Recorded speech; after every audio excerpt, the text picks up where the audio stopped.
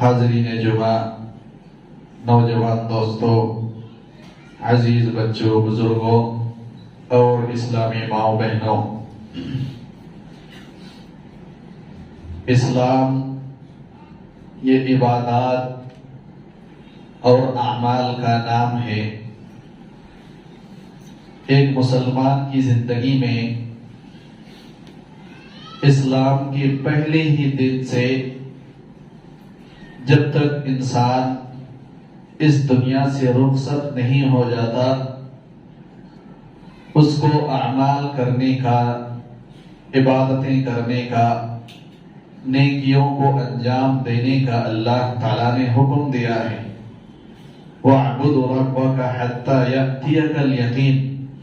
اللہ تعالیٰ نے اللہ کے رسول صلی اللہ علیہ وسلم کو حکم دیا کہ اے نبی صلی اللہ علیہ وسلم، آپ اپنے رب کی عبادت میں جمے رہیے، عبادت کرتے رہیے یہاں تک کہ آپ کو موت آ جائے۔ ایک مسلمان اور مومن کی زندگی میں الحمدللہ جو صرف ایمان لے کے آتا ہے، بہت ساری نیکیاں انسان کرتا ہے۔ بسا اوقات ایسا بھی ہوتا ہے کہ انسان بہت ساری نیکیاں انجام دیتا ہے، کرتا ہے، بہت سارے اعمال کو وہ انجام دیتا ہے، جانتے بوجھتے انجانے میں بہت ساری نیکیاں بھی انسان سے ہوتی ہیں، لیکن ان کو نیکیاں نہیں سمجھتا انسان۔ لہذا خلاصہ یہ ہے کہ ایک مسلمان اور ایک مومن، مرد ہو یا عورت، اس کی زندگی میں بہت ساری نیکیاں ہوتی ہیں، بہت ساری عبادتیں انسان انجام دیتا ہے۔ اگر انسان اپنے بارے میں تصور کرے، جو 40 سال، 50 سال، 60 سال کی زندگی گزارتا ہے، اس میں بہت ساری نمازیں انسان پڑھتا ہے، بہت سارے صدقہ اور خیرات کرتا ہے، قرآن مجید کی بہت ساری تلاوتیں کرتا ہے، ذکر و اذکار کی بہت ساری ورد کرتا ہے، بہت سارے ذکر و اذکار کرتا ہے۔ گویا کی عبادت کی ایک لمبی لسٹ ہے جو ہر مسلمان اور مومن انسان اپنی زندگی میں انجام دیتا ہے، اور بسا اوقات بہت ساری عبادتیں انسان انجام دیتا ہے، اور اس میں کچھ ایسے لوگ ہیں جو متوسط درجے کے ہیں، بہت سارے ایسے مسلمان ہیں جن کی نیکیاں یا اعمال، ذکر و اذکار بہت کم ہوتے ہیں۔ اگر یہ ساری زندگی کا اگر ہم حساب اور کتاب کریں، کتنا وقت ہم نے عبادت میں لگایا، کتنے اوقات ہم نے نمازیں پڑھی، کتنی تلاوت کی، کتنے ذکر و اذکار کیے، کتنی دعائیں کی، کتنے سجدے رکوع کیے، کتنے قرآن مجید کی تلاوتیں کی، تو ایک لمبا وقت انسان کا اللہ تعالیٰ کی عبادتوں میں گزرتا ہے۔ یہ ہم سب کی زندگی میں، ایک مسلمان کی زندگی میں ہے۔ ایک ایسا مرحلہ جو آج کے خطبے میں آپ کے سامنے پیش کیا جائے گا کہ انسان کا اس موضوع سے یا اس ٹاپک سے ایسے ہی تعلق ہے کہ جیسے ایک انسان اپنی پوری زندگی محنت کر کے اگر اس کو معلوم ہو جائے کہ کوئی ایسی چیز بھی ہے کہ جو میری زندگی کی ہوئی ساری محنتوں پہ پانی پھیر سکتی ہے، اگر انسان کو معلوم ہو جائے کہ میں نے زندگی بھر 50 60 سال بھر اللہ کی عبادتیں کی، نیند قربان کر کے تہجد کا اہتمام کیا، گرم نرم بستر چھوڑ کے ہمیں فجر میں نیند کو قربان کر کے ہر روز آنا پڑتا، وقت لگانا پڑتا، مسجدوں میں آنا پڑتا، اور بھی جو بھی عبادت کی مثالیں ہیں ان کو اگر انسان تصور کرے، اور اس کے بعد اگر کسی انسان کو یہ معلوم ہو جائے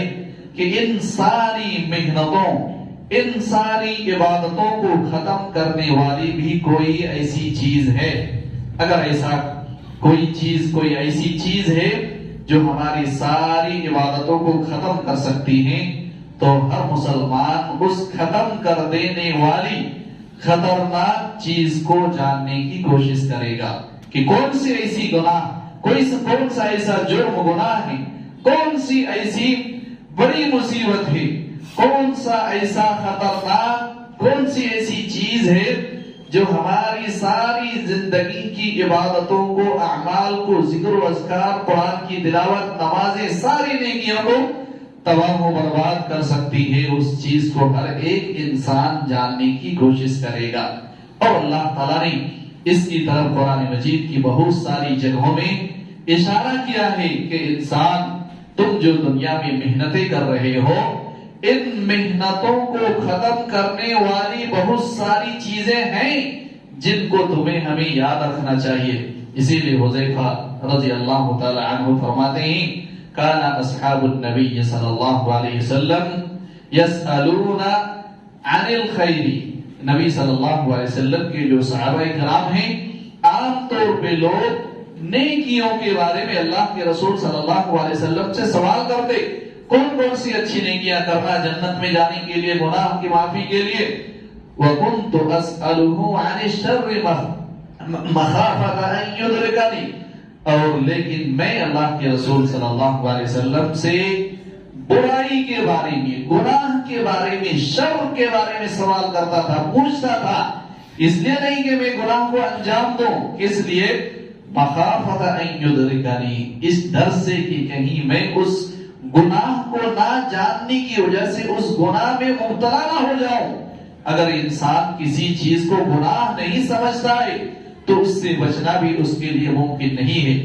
اس لیے شریعت کے اندر اللہ تعالیٰ نے بہت ساری ایسی چیزیں ہمیں بتائی ہیں جو ہماری محنتوں کو برباد کر سکتی ہیں، ہمیں بہت سارا نقصان اٹھانا پڑ سکتا ہے۔ بہت ساری چیزوں سے بچنے کے لیے شریعت نے ہمیں تاکید کی ہے، خصوصی طور پر کچھ ایسی چیزیں جن کی وجہ سے ہمارے سارے اعمال، ساری محنتیں ایک ہی بار میں ختم ہو جاتی ہیں۔ لہذا ایسی چیزوں کو جاننا اور ان چیزوں سے بچ کے رہنا یہ ہمارے لیے ضروری ہے۔ اس سلسلے میں چند آیت کریمہ آپ کے سامنے پیش کروں گا۔ اللہ تعالیٰ نے قرآن مجید کے بارے میں فرمایا قُلْ هَلْ نُنَبِّئُكُمْ بِالْأَخْسَرِينَ أَعْمَالًا، کہ مسلمانوں کیا میں تمہیں ایسے لوگوں کے بارے میں نہ بتاؤں جن کے اعمال بہت خسارے میں ہیں، جن کے اعمال بہت کم ہے، جن کے اعمال کا وزن بہت کم ہے۔ الَّذِينَ ضَلَّ سَعْيُهُمْ فِي الْحَيَاةِ الدُّنْيَا، اور وہ لوگ جن کی محنتیں دنیاوی زندگی میں رائے گاہ ہیں، دنیا میں محنت کر رہے ہیں، اعمال انجام دے رہے ہیں، عبادتیں کر رہے ہیں، لیکن ان کی عبادتیں رائے گاہ، برباد، ان کا کوئی فائدہ نہیں۔ الذین ضل سعیہم فی الحیاۃ الدنیا وہم یحسبون انہم یحسنون صنعا، اور معاملہ یہ ہے کہ ان کی کوششیں، ان کے اعمال، ان کی نیکیاں برباد ہو جاتی ہیں، اس کے باوجود یہ لوگ ان کو نیکی سمجھ کے کرتے ہیں، نیکی سمجھ کے کر رہے ہیں، لیکن وہ سب اللہ تعالیٰ برباد کر دیتا ہے، ان کی ساری محنتیں ضائع اور برباد ہو جاتی ہیں۔ وَهُمْ يَحْسِنُونَ أَنَّهُمْ صُنْعًا، اور وہ لوگ سمجھتے ہیں کہ یہ بہت اچھا کام کر رہے ہیں، نیکیاں کر رہے ہیں، جبکہ اللہ تعالیٰ ان کو سب کو ختم کر دیتا ہے، ان نیکیوں کو برباد کر دیتا ہے۔ الَّذِينَ ضَلَّ سَعْيُهُمْ فِي الْحَيَاةِ الدُّنْيَا وَهُمْ يَحْسَبُونَ أَنَّهُمْ يُحْسِنُونَ صُنْعًا أُولَئِكَ الَّذِينَ كَفَرُوا بِآيَاتِ رَبِّهِمْ وَلِقَائِهِ، اور یہ وہ لوگ ہیں جنہوں نے اللہ تعالیٰ کے ساتھ کفر کیا، اللہ تعالیٰ سے ملاقات کا انکار کیا، فَحَبِطَتْ أَعْمَالُهُمْ، تو ان کے سارے اعمال برباد ہو گئے۔ فَلَا نُقِيمُ لَهُمْ يَوْمَ الْقِيَامَةِ وَزْنًا، اور ہم ان کے اعمال کا قیامت کے دن کوئی بھی وزن نہیں رکھیں گے، ان کے اعمال کا کوئی بھی وزن نہیں ہوگا۔ لہذا کچھ ایسے اعمال ہیں ہماری زندگی میں، بہت سارے ایسے لوگ ہیں ہمارے معاشرے میں جو کچھ اعمال کو نیکیاں سمجھ کے انجام دیتے ہیں، لیکن ان کا فائدہ ان کو قیامت کے دن کچھ بھی نہیں ملنے والا۔ بہت ساری ایسی عبادتیں لوگ عبادت سمجھ کے کرتے ہیں، لیکن قیامت کے میں ان عبادتوں کا کوئی فائدہ اللہ تعالیٰ کے نزدیک نہیں ہوگا۔ لہذا اس لیے ہمیں یہ جاننا ضروری ہے کہ وہ کون سی چیز ہے جن کی وجہ سے ہمارے اعمال یا تو مکمل ختم یا برباد کر دیے جاتے ہیں، یا کون سے ایسے اعمال ہیں جو ہماری نیکیوں کو دھیرے دھیرے کھوکھلا کر دیں، ہماری نیکیوں کو کمزور کر دیتے ہیں، ہماری نیکیوں کو دھیرے دھیرے کم کرتی جاتی ہیں۔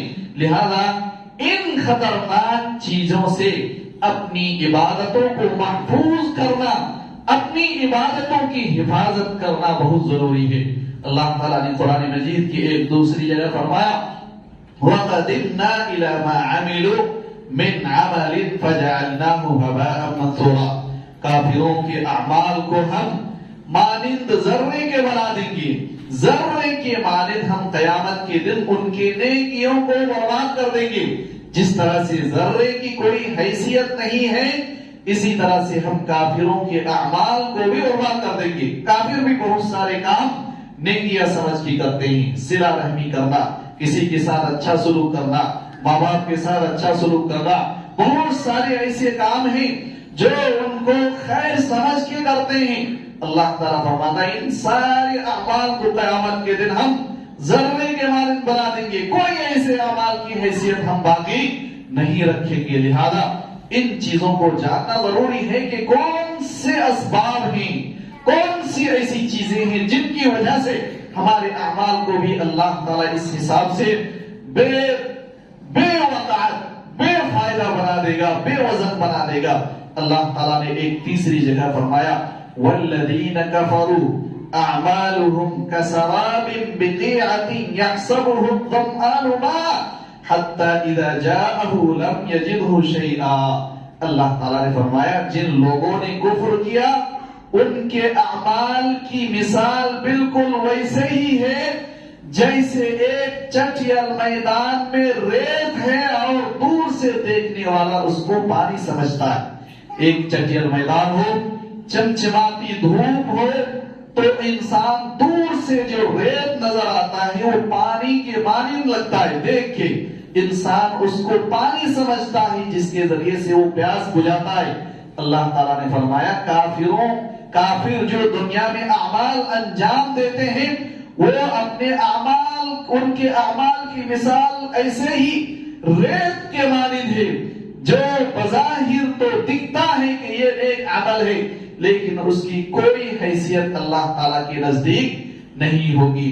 لہذا بہت سارے اعمال، بہت ساری ایسی چیزیں ہیں جن کی وجہ سے ہماری نیکیاں بھی ایسے ذرے کے مانند بے فائدہ، بے سود اور بے قیمت اللہ تعالیٰ کے یہاں اس کی کوئی حیثیت نہیں ہوگی۔ لہذا ان اسباب کو جاننا، ان چیزوں کو جاننا ہمارے لیے ضروری ہے جن چیزوں کی بدولت، جن چیزوں کی وجہ سے اللہ تعالیٰ ہمارے اعمال کو مکمل برباد کر دیتا ہے یا ہمارے اعمال کو بے حیثیت بنا دیتا ہے، اس کی قیمت گھٹا دیتا ہے۔ لہذا ایسی چیزوں کو جاننا ضروری ہے اور اسی کو شریعت میں محبطات الاعمال کہا جاتا ہے۔ نیکیوں کو برباد کر دینے والی چیزیں، نیکیوں کو ختم کر دینے والی چیزیں۔ لہذا وہ کون سی چیزیں ہیں جو ہماری نیکیوں کو کھا جاتی ہیں، برباد کر دیتی ہیں، ان چیزوں کو جاننا ضروری ہے۔ علامہ ابن القیم رحمۃ اللہ علیہ اس موضوع کو بہت اچھی طرح سمجھتے تھے اور انہوں نے دیکھا کہ ایک انسان بڑی زندگی میں محنتیں کرتا ہے، نیکیاں کرتا ہے، لہذا وہ نیکیوں کو نیکی سمجھ کے کرتا ہے۔ بس اوقات انسان کسی ایسی چیز میں مبتلا ہو جاتا ہے جس کی وجہ سے اس کی زندگی کی ساری نیکیاں تباہ و برباد ہو جاتی ہیں۔ اس لیے لوگوں کو اس چیز سے تنبیہ کرنا ضروری ہے۔ لہذا انہوں نے کتاب میں ایک باب ذکر کیا جس کے اندر ان مسائل کو اچھے انداز میں ذکر کیا۔ شروع میں وہ فرماتے ہیں اس باب کو شروع کرنے سے پہلے وَمُحْبِطَاتُ الْأَعْمَالِ وَمُفْسِدَاتُهَا أَكْثَرَ مِنْ أَن تُحْصَرَ، کہتے ہیں کہ نیکیوں کو برباد کرنے والی یا نیکیوں کو ختم کر دینے والی بہت سی چیزیں ہیں جو لامحدود، بہت ساری ایسی چیزیں ہیں جو گننے میں نہیں آ سکتی، لامحدود ایسی چیزیں ہیں جن کی وجہ سے ہماری نیکیاں برباد ہو جاتی ہیں۔ وَلَيْسَ الشَّأْنُ فِي الْعَمَلِ کہتے ہیں کہ صرف معاملہ نیکی کرنے کا نہیں ہے، بڑی بات نیکی کرنے کا نہیں ہے، وَإِنَّمَا الشَّأْنُ فِي حِفْظِ الْعَمَلِ، بلکہ اصل کام یہ ہے کہ ہم نیکیاں کم ہی کریں لیکن ان نیکیوں کو محفوظ رکھیں، ان نیکیوں کی حفاظت کریں۔ یہ سب سے اچھی بات ہے، یہ اہم ہے۔ ہم ڈھیر سارے نیکیاں کریں، بہت ساری عبادتیں کریں، لیکن اگر وہ ہماری نیکیاں برباد جاتی ہیں، اس کا کوئی اجر و ثواب ہمیں نہیں ملتا، تو ایسے نیکیوں کا کوئی فائدہ نہیں۔ اس کے بنسبت اگر ہم تھوڑی سی ہی عبادت کر پا رہے ہیں، چھوٹے موٹے اعمال ہی انجام دے پا رہے ہیں، لیکن اگر ہم ان کو حفاظت سے رکھ سکتے ہیں، ان کو ختم ہونے سے اگر محفوظ کر سکتے ہیں، تو یہ زیادہ اہم بات ہے۔ اس لیے وہ کہتے ہیں کہ نیکیاں بکثرت کرنا یہ بڑی بات نہیں ہے، بلکہ نیکیوں کی حفاظت کرنا، نیکیوں کو محفوظ رکھنا یہ زیادہ اہم ہے۔ اور مما یفسدہ ویحبطہ، ایسی چیزوں سے حفاظت کرنا جو نیکیوں کو کھا جائے یا نیکیوں کو برباد کر دے۔ لہذا نیکیاں کرنا یہ بس نہیں ہے، بلکہ نیکیوں کی حفاظت کرنا یہ سب سے زیادہ اہم ہے۔ ورنہ کیا فائدہ ہم نیکیوں کرتے ہیں اور ہماری نیکیاں برباد چلی جاتی ہیں، تو ایسے نیکیوں کا کوئی فائدہ نہیں ہے۔ لہذا نیکیوں کی حفاظت کرنا بہت ضروری ہے۔ آگے وہ فرماتے ہیں فَبِمَعْرِفَةِ مَا يُفْسِدُ الْأَعْمَالَ فِي حَالِ وُقُوعِهَا، لہذا جو اعمال کو برباد کر دینے والی چیزیں ہیں، اعمال کو انجام دینے کے وقت، کام کو انجام دیتے ہوئے ہی بعض اعمال ایسے ہیں جو ہمارے کام کو ختم کر دیتے، عبادت کے ساتھ ساتھ ہی ہماری عبادت بھی ختم ہو جاتی ہے۔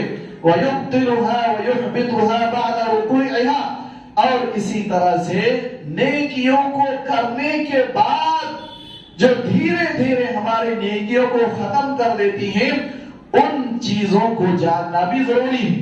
یعنی ہمارے اعمال اور نیکیوں کو برباد کرنے والی دو طرح کی چیزیں ہیں۔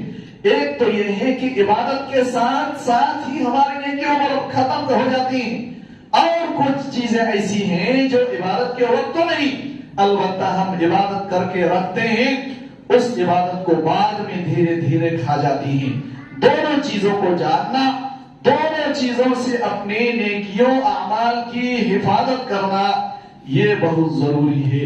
یہ علامہ ابن القیم رحمۃ اللہ علیہ فرماتے ہیں۔ اب آئیے دیکھتے ہیں کہ وہ کون سی چیزیں ہیں، وہ خطرناک کون سی چیزیں ہیں جو ہمارے اعمال کو یا ہماری عبادتوں کو برباد اور ختم کر دیتی ہے۔ پیچھے کی جگہ بھر گئی ہے، آگے بہت ساری جگہ خالی ہیں، آگے کی جگہ پر کریں، آگے آگے آ جائیں۔ پیچھے آنے والے کو پریشانیاں، پیچھے آنے والوں کو ہمیشہ پریشانی ہوتی ہے، اس لیے آگے کی جگہ خالی نہیں چھوڑنا چاہیے۔ اب آئیے دیکھتے ہیں کہ وہ کون سے اعمال ہیں جن کی وجہ سے ہماری نیکیاں برباد ہو جاتی ہیں، ضائع ہو جاتی ہیں۔ ان کو علماء کرام نے دو کیٹیگری میں تقسیم کیا ہے۔ کچھ ایسے اعمال ہیں، کچھ ایسی خطرناک چیزیں ہیں جن کی وجہ سے ہماری زندگی کی ساری نیکیاں تباہ و برباد ہو جاتی ہیں، سب ختم ہو جاتا ہے، دنیا کی ساری محنتیں عبادتیں ہمارے لیے ختم ہو جاتی ہیں۔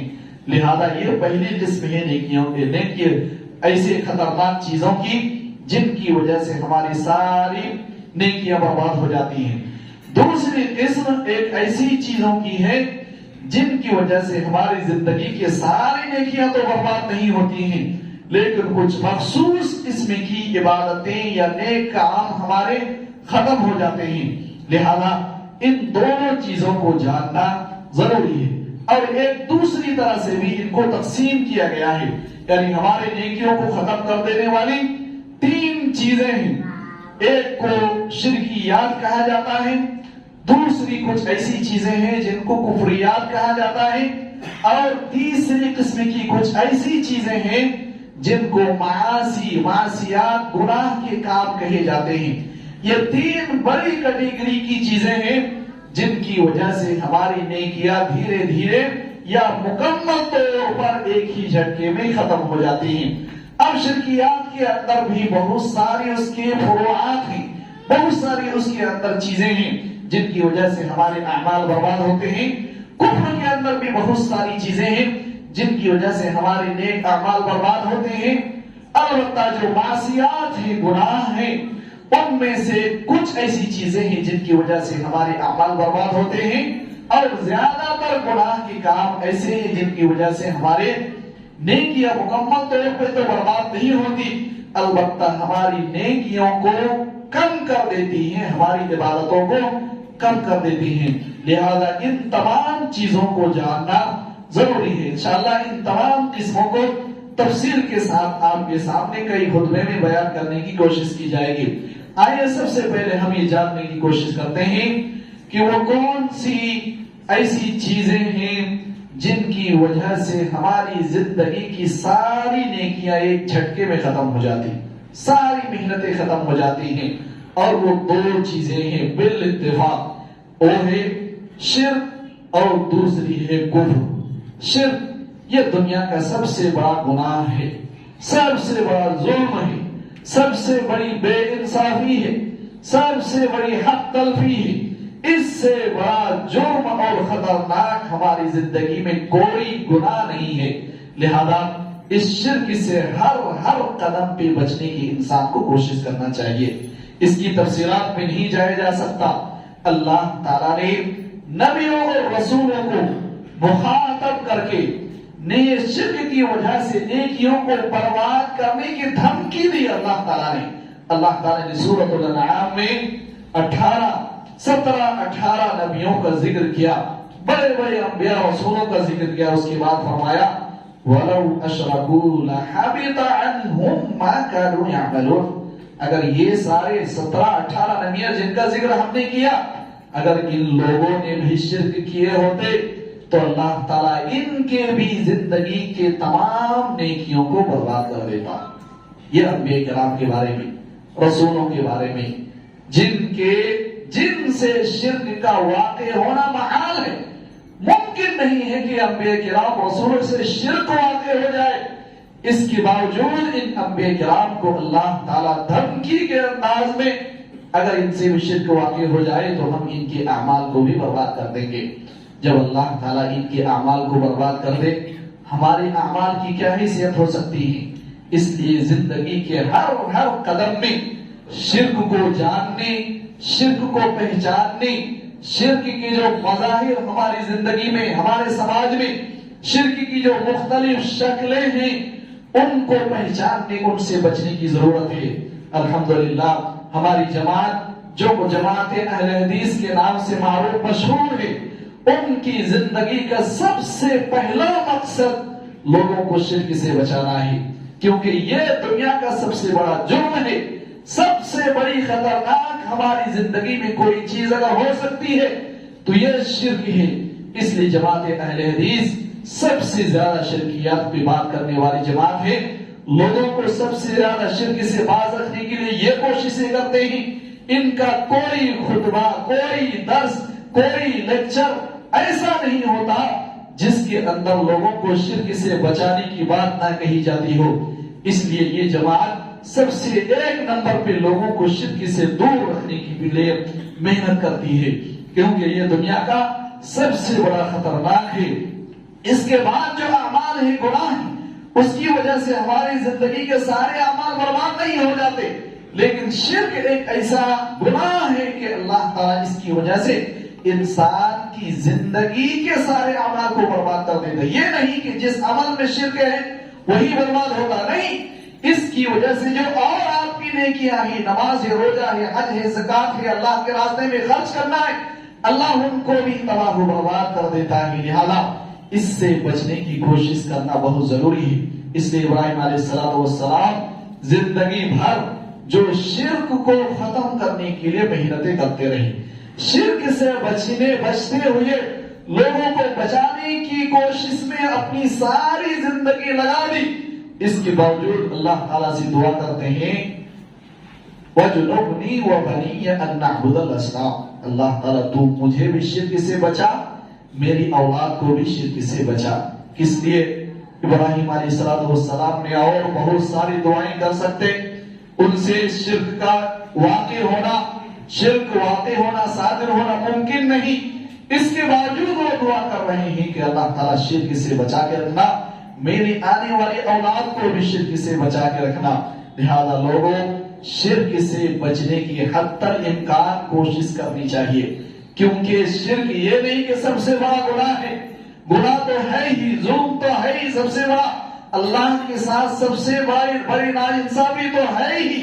اس کی سب سے خطرناک چیز یہ ہے کہ اس کی وجہ سے اللہ تعالیٰ ہمیں ہمارے دوسری نیکیوں کو بھی، اعمال کو بھی برباد کر دیتا ہے۔ اس لیے کم سے کم ہمیں دوسرے اور نیکیوں کی حفاظت کے لیے بھی شرک سے بچنا بہت ضروری ہے۔ اللہ کے رسول صلی اللہ علیہ وسلم جو امام الموحدین، سب کو، دنیا والوں کو شرک سے بچانے والے، اللہ تعالیٰ نے آپ کو بھی خطاب کر کے کہا، آپ کو بھی دھمکی دی، لئن اشرکت لَيَحْبَطَنَّ عَمَلُكَ وَلَتَكُونَنَّ مِنَ الْخَاسِرِينَ۔ اے اللہ کے نبی صلی اللہ علیہ وسلم، اگر آپ بھی اللہ تعالیٰ کے ساتھ شرک کرتے ہیں، لَيَحْبَطَنَّ عَمَلُكَ، اللہ تعالیٰ ضرور بھی ضرور آپ کے بھی اعمال کو برباد کر دے گا۔ تاکید در تاکید اللہ تعالیٰ کہ شرک کرنے کی وجہ سے آپ کے بھی اعمال کو ضرور اللہ تعالیٰ برباد کرے گا۔ یہ اللہ کے نبی صلی اللہ علیہ وسلم کو دھمکی ہے، وَلَتَكُونَنَّ مِنَ الْخَاسِرِينَ، اور آپ بھی خسارے اٹھانے والوں میں سے ہو جائیں گے۔ یہ اللہ کے رسول صلی اللہ علیہ وسلم سے شرک کا امکان نہیں، ہو ہی نہیں سکتا اللہ کے رسول صلی اللہ علیہ وسلم شرک میں مبتلا ہو جائے، لیکن آپ کو دھمکی دے کے یہ ہمیں دھمکی دیا گیا کہ اے امتیوں، جب تمہارے نبی کے ساتھ اللہ تعالیٰ شرک کی وجہ سے ایسا کر سکتا ہے، نبیوں کے ساتھ جب کر سکتا ہے، تو تم اگر شرک میں مبتلا ہونے کے باوجود جری ہو، گھومتے ہو، آسانی سے سوچتے ہو کہ ہمارے اعمال اللہ تعالیٰ کی یہاں قابل قبول ہو جائیں گے، ممکن نہیں ہے۔ اس لیے ہر قدم پہ شرک سے بچنا یہ ضروری ہے۔ لہذا یہ شرک کی خرابی ہے جو ہمیں سمجھنے کی ضرورت ہے۔ اللہ تعالیٰ نے تیسری جگہ فرمایا، مَا كَانَ لِلْمُشْرِكِينَ أَن يَعْمُرُوا مَسَاجِدَ اللَّهِ شَاهِدِينَ عَلَىٰ أَنفُسِهِم بِالْكُفْرِ أُولَٰئِكَ حَبِطَتْ أَعْمَالُهُمْ وَفِي النَّارِ هُمْ خَالِدُونَ۔ اللہ تعالیٰ نے فرمایا مشرکوں کے لیے جائز درست نہیں ہے کہ اللہ تعالیٰ کی گھروں کو آباد کرے، شاہدین علی انفسہم بالکفر، کفر کی حالت میں رہتے ہوئے اللہ کی گھروں کو آباد کرنے کا کوئی فائدہ نہیں ہے۔ اولئک حبطت اعمالہم فی الدنیا، یہ وہ لوگ ہیں جن کے اعمال کو اللہ تعالیٰ نے برباد کر دیا ہے، لہذا وفی النار ہم خالدون، یہ ہمیشہ جہنم میں رہنے والے ہیں۔ گھر مسجد کو تعمیر کرنا، وہ بھی مسجد سے مراد خانہ کعبہ کی تعمیر، دنیا کا سب سے مقدس ترین گھر کی تعمیر، اس کے انتظام انصرام، پوری دنیا سے حج اور عمرہ کرنے والے اللہ کے مہمانوں کی خدمت، جن کو وہ بڑی نیکیاں سمجھتے تھے، اللہ تعالیٰ نے کہا اگر کفر تمہاری زندگی میں شرک ہے تو ایسی صورت میں ان اعمال کا کوئی فائدہ نہیں، یہ سب برباد ہیں، تم جہنم میں رہو گے، ہمیشہ ہمیشہ رہو گے۔ لہذا یہ شرک ہے جس کی خطرناکی کو افسوس کے ساتھ آج ہمارا معاشرہ نہیں سمجھتا ہے۔ اللہ کے رسول صلی اللہ علیہ وسلم نے زندگی کے ہر موڑ پر، آخری سانس میں بھی، آخری سانس تک لوگوں کو شرک سے باز رکھا، بلکہ بسا اوقات جہاں بھی خطرہ لاحق ہوا کہ بسا اوقات لوگوں کے شرک میں مبتلا ہونے کا کوئی بھی چانس ہو سکتا ہے، اللہ کے رسول صلی اللہ علیہ وسلم نے سختی سے اس سے منع فرما دیا۔ لہذا شرک کو ہمارے معاشرے میں داخل ہونے کے لیے جتنے بھی راستے ہیں، شرک کے جتنے بھی چور دروازے ہیں، اللہ کے رسول صلی اللہ علیہ وسلم نے مکمل طور پر بند کر دیا ہے۔ ضرورت ہے کہ ہم اللہ کے نبی صلی اللہ علیہ وسلم کی ان تعلیمات کو پڑھیں اور ہم ان راستوں کو پہچانیں جن راستوں سے ہمارے معاشرے کے اندر شرک داخل ہوتا ہے اور ہمارا معاشرے کو خوکھلا بناتا ہے، ہمارے اعمال کو ختم کر دیتا ہے۔ لہذا یہ سب سے پہلی چیز شرک ہے جس کی وجہ سے ہماری نیکیوں کو اللہ تعالیٰ تباہ و برباد کر دیتا ہے، اور انہی کے بارے میں اللہ تعالیٰ نے فرمایا الذین ضل سعیہم فی الحیاۃ الدنیا وہم یحسبون انہم یحسنون صنعا۔ بہت سارے ایسے لوگ ہوں گے جو لوگ آج ان کو نیکیاں سمجھ کے کرتے ہیں شرک کو، جبکہ اللہ تعالیٰ ان کو تباہ و برباد کر دے گا۔ فلا نقیم لهم یوم القیامت وزنا، ان اعمال کی اللہ تعالیٰ کے پاس کوئی بھی وزن نہیں ہوگا۔ لہذا شرک سے ہمیں اپنے آپ کو، اپنے معاشرے کو، اپنے بچوں کو، اپنے اولاد کو شرک سے بچانے کی ہر ممکن کوشش کرنی چاہیے، توحید پہ چلنا چاہیے۔ جس طرح سے شرک کی وجہ سے اللہ تعالیٰ ہمارے صرف یہ نہیں کہ شرک کی وجہ سے کسی ایک عبادت کو، بلکہ اس کی وجہ سے زندگی کی اور نیکیوں عبادتوں کو بھی اللہ تعالیٰ تباہ و برباد کر دیتا ہے۔ اس لیے ہمیں ہر ممکن شرک سے بچنا چاہیے۔ شرک سے بچنے کی دعا جس طرح سے ابراہیم علیہ السلام نے کی ہے، اللہ کے رسول صلی اللہ علیہ وسلم نے بھی دعا کی، کیونکہ اللہ کے رسول صلی اللہ علیہ وسلم سمجھتے تھے شرک اتنی خطرناک بیماری، کس قدر یہ بھیانک جرم ہے۔